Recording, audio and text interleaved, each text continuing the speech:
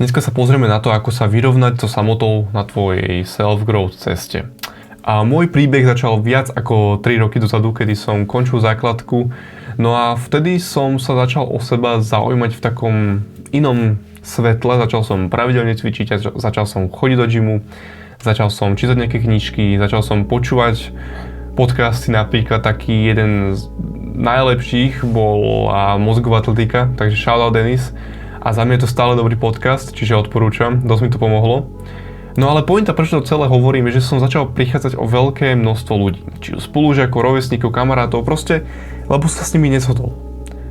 A jediné, čo som mal okolo seba, bol veľmi malý kruh ľudí, možno, že jedného až dvoch fakt, že dobrých kamarátov a to je celé. Ja som bol väčšinu času sám. Ok, a keď sa teraz presunieme o 3 roky neskôr, teda o viac ako 3 roky neskôr, tak toto som ja teraz. A to jadro ostáva rovnaké. Stále mám okolo seba veľmi malý kruh ľudí. Mám priateľku a 2 až 3 kamarátov, s ktorými sa pravidelne stretávam a tam to končí. Toto je proste môj kruh ľudí, ktorých mám okolo seba a that's it. Ale aj tak väčšinu času som stále sám, ale to nie je kvôli tomu, že by som prichádzalo ľudí, ale kvôli tomu, že si to sám vyberám, pretože mi sa tak lepšie pracuje, efektívnejšie, viem sa na seba lepšie spoľahnúť, viem si lepšie manažovať čas. Ale prečo je veľká pravdepodobnosť, že budeš sám na tvojej self-growth ceste? Samozrejme nejakú iba určitú dobu, hej, že nebudeš sám celý život. No k tomu dochádza z viacerých dôvodov. Ja som tu zmenil hlavne také 3 hlavné. A to, že ty ako sa developuješ, tak získavaš iné názory, iný pohľad, celkom sa z teba stáva iný človek. A to je presne to, kedy sa s tými ľuďmi už začínaš si s nimi začínaš nerozumieť, hej. Oni majú iné názory ako ty a sa tam vytvára také napätie medzi vami. Taktiež, čím si ako keby lepšia verzia, tak sa ti aj viac darí a presne to je to, že ľudia závidia následne. Ale za mňa ten hlavný dôvod je to, že si úplne iný človek a už nie si s tými ľuďmi na tej istej vlnovej dĺžke. Už si proste nerozumiete. Proste ty sa chceš zamerať na niečo iné v živote, ty chceš ísť cvičiť, chceš ísť do fitka, v piatok večer oni ťa volajú von, ty proste chceš stávať skôr a ľudia, že prečo stávaš cez víkend skôr, to sa mi deje nejaká stále a tým vlastne nedokážeš vysvetliť tvoje názory, pretože oni tomu nepochopia, keďže si neprešli tou tvojou cestou. Dobre, ale ako na to? Ako sa vyrovnať s tou samotou, keď si proste prišiel od nejakých ľudí, ste sa proste nezhodli, oni ti nerozumejú, už nemáte tie spoločné zvyky, hobby, proste už celkovo ten životný štýl sa vám zmenil. No a ako na to? A aj ti teraz ukážem 3 veci, ktoré fungovali v mojom živote fakt, že najlepšie a vďaka tomu som sa s tým dokázal vyrovnať. Takže prvý taký môj tip je Cold Friend Outreach. Hej, znie to veľmi divne, ale nevedel som, ako by som to inak mal pomenovať. Keď robíš proste outreach, tak oslovuješ ľudí. A to presne budeme robiť aj teraz. A ukážem ti to ako step by step. Takže prvý krok je, že sa pridáš do nejakých online komunít. To môže byť Discord, to môže byť School komunita, môže nejaké sociálne siete, hej, alebo WhatsApp komunity. To je úplne teraz jedno. Kľudne aj lokálne komunity, ale ja si myslím, že online komunity sú efektívnejšie v tom, že vieš proste sa spojiť s viacerým množstvom ľudí v kratšom čase. Na druhej strane, keď sa s tými ľuďmi stretávaš osobne, že ste na nejakom workshope, na nejakom teambuildingu, tábore, whatever, tak proste vieš s nimi lepšie komunikovať a šťastí skôr zistiť, či ten človek je vhodný alebo nie je vhodný pre teba. Ale tak ja zatiaľ odporúčam online komunity, hej. Následne, keď sa pridáš do online komunít, či už to sú nejaké zadarmo komunity alebo platené, to už je na tebe, to už nechávam na teba, koľko chceš zainvestovať do svojho sociálneho života. Tak následne, keď sa tam pripojíš, tak ukážeš nejakú aktivitu. Ako si začal, akým prekážkám si čelil, aké sú tvoje ciele, vízie, hej, že proste, že povieš tvoj zámer, prečo si v tej skupine. A hlavne treba byť autentický, hej, to je proste to, čo hrá tú kľúčovú rolu pri zoznamovaní sa.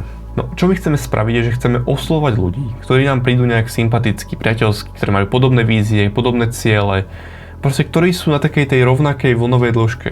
A my spravíme to, že im napíšeme do DMs, hej, že ahoj, volám sa Daniel a som si ťa všimol v tejto skupine, prídeš mi veľmi akože priateľský, vyzerá, že máš podobné cieľe ako ja, že poďme sa spojiť, poďme si zavolať, skočme nejaký call, keď to je nejaký človek, ktorý bude blízko teba, tak môžete skočiť nejakú kávu. Proste tých možností je strašne veľké množstvo, ale celá tá pointa sa odohráva v tom, že buď ty oslovuješ ľudí, alebo oni oslovia teba. A to, aby ťa oni oslovili, tak tiež musia vidieť nejakú tvoju aktivitu, presne preto je dôležitý tento druhý step. No, tak sa napríklad stalo aj v mojom prípade, kedy, toto je Oskar, kedy mne proste napísal na Twitter, presne nejakým takýmto podobným štýlom, že robíš niečo podobné ako ja, že proste vidíš, že mám podobný mindset, tak poďme sa spojiť. A v tom prípade presne písal on mne vďaka tomu, že ja som ukázal svoju aktivitu. Hej, ja som proste zdieľal svoju prácu, to čo robím, zdieľal som to na Twitteri, no a vďaka tomu on to videl a oslovil mňa. No a čo sa stalo, že on je z Poľska, tak sme boli v Ostrave toto leto, sme sa po pol roku, čo sme spolu aktívne si písali, volali, tak sme sa proste stretli osobne. Takže tu je jasný a hlavne krásny príklad toho, že sa to dá. No, druhý tip som pomenoval predstavuj sa, pretože to presne budeme robiť. Keď si niekde, teraz sa bavíme o lokálnych nejakých skupinách, lokálnych komunitách, keď si na nejakom workshope, na nejakom team buildingu, jak som spomínal, alebo na nejakej konferencii, na nejakom mentoringu, tak proste budú tam rôzni ľudia. A čo ja navrhujem, alebo čo ja skôr robím v podstate vždycky, keď som niekde medzi ľuďmi, tak sa predstavujem. Napríklad, keď si v gyme. Proste s niekým sa náhodou zakecáš, alebo nech ti príde sympaticky, tak za ním a predstavíš sa. Pretože čo si ty s tým presne buduješ, to sebavedomie, komunikačné skills, kontakty, charizmu. K tým kontaktom sa ešte dostanem, za chvíľku to mám na ďalšom slide. Lebo tým, že my budeme len stáť a pozerať sa na tých ľudí, tak sa nič reálne vlastne nestane. My musíme spraviť nejakú aktivitu k tomu, aby si oni všimli nás, aby oni pochopili, že OK, že ten Dano má fakt dobrý mindset v týchto veciach, ten Dano vie, o čom hovorí, ten Dano napríklad toto ešte nevie, ale v tom by som mohol pomôcť, alebo ten Dano vie niečo, čo ja neviem a on by mi mohol v tom pomôcť. Proste ten človek to nezistí bez toho, aby sa mu predstavil. A taký tretí môj tip je, že pýtaj si automatický kontakt. Hej, keď sa predstavíš sa, ahoj, ja som Daniel, oni čau, ja som, Marian, tak proste zakecate sa a následne si vypýtaj od neho kontakt. A ja strašne ľutujem, keď som niekde, zakecam sa s niekým, predstavím sa mu, on mi povie niečo o sebe a ja si následne nevypýtam od neho kontakt. Lebo to v tej chvíli proste nepovažujem za dôležité. Mám pocit, že ten človek proste je fajn, ale akože nechcem ho mať v kontaktoch. Alebo že ho nechcem, ale nepotrebujem ho mať v kontaktoch. A to je veľká chyba, pretože my nikdy nevieme, kedy ho budeme potrebovať. Pretože každý človek vie niečo, čo my nevieme. Toto keď si uvedomíš, to je taký mindset shift. Proste každý vie niečo. Aj ty, čo pozeráš to video, vieš niečo, čo ja neviem. A ja reálne nikdy nemôžem vedieť, kedy by som potreboval niekoho ako si ty. A presne na to my si chceme za každým pýtať kontakt. Samozrejme, keď to proste nefiluješ, tak to netlač, hej. Nemusíš pýtať kontakt na silu, ale proste ako sa k tomu človeku následne dostaneš, keď nemáš ho ako kontaktovať, hej. Veľmi ťažkým spôsobom.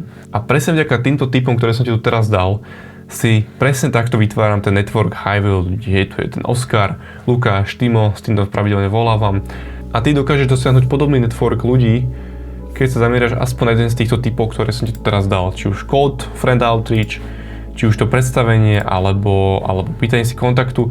A ja by som osobne asi na tvojom mieste začal s týmto outreachom, kedy budeš písať proste ľuďom, ktorí ti prídu na rovnaké také vlnovej dĺžke. Pretože poviem to trošku viac úprimne. Ľudia, ktorí nemajú problém komunikovať s ľuďmi, ľudia, ktorí nemajú problém ich osloviť, tak tí nie sú nikdy sami, hej, povedzme si úprimne. Záleží samozrejme od toho, a na akom leveli sa nachádzaš. Keď nemáš proste problém komunikovať s ľuďmi, osloviť ich, tak kľudne ako nad týmto ani nerozmýšľať. Nemusíš to robiť, hej, silou mocou. Len proste toto je skôr typ pre ľudí, ktorí majú problém sa socializovať v reálnom živote. Tak toto je taký dobrý začiatok, hej, proste s niekým si píšeš, s niekým voláš, no lenže ti to veľmi rád uľahčím. Ale takže ja som vytvoril online Discord komunitu, kde sa dokážeme spojiť oveľa rýchlejšie, hej. Ak momentálne máš problém s tou samotou, alebo len sa chceš spojiť s ďalšími ľuďmi, tak presne v tejto komunite sa to dá. Je to kompletne nový server, kde sa dokážeme spojiť oveľa rýchlejšie a dokážeme napredovať ako nejaká skupina ľudí, ktorí sú na tej rovnakej vlnovej dĺžke. O tom som spomínal skôr, hej. Presne prečo prichádzaš od tých ľudí, tak my spravíme presný opak, keďže máme rovnaké názory, rovnaký mindset, alebo teda veľmi podobný mindset a vieme sa navzájom posúvať. A presne v tejto komunite to je možné. A je to oveľa efektívnejšie, ako keby máš teraz oslovovať ľudí, hej, a zapájať sa do tých online komunít, musíš ich hľadať. A tu ti ju presne dávam takto na podnose, nemusíš nič hľadať, len sa tam proste zapojíš a už sa môžeš socializovať. A presne práve to, čo nás posunie, je tá vzájomná pomoc, ktorú si navzájom odovzdáme. Takže link nájdeš v popise pod týmto videom a ak som ti náhodou týmto videom pomohol, tak sa mi môžeš poďakovať tým, že dáš odber na tento kanál a sa zapojíš do našej online komunity, ktorú máme na Discorde, a tým, že toto spravíš, tak pomôžeš ďalším ako si ty. Tak, ešte pekný deň. Čau.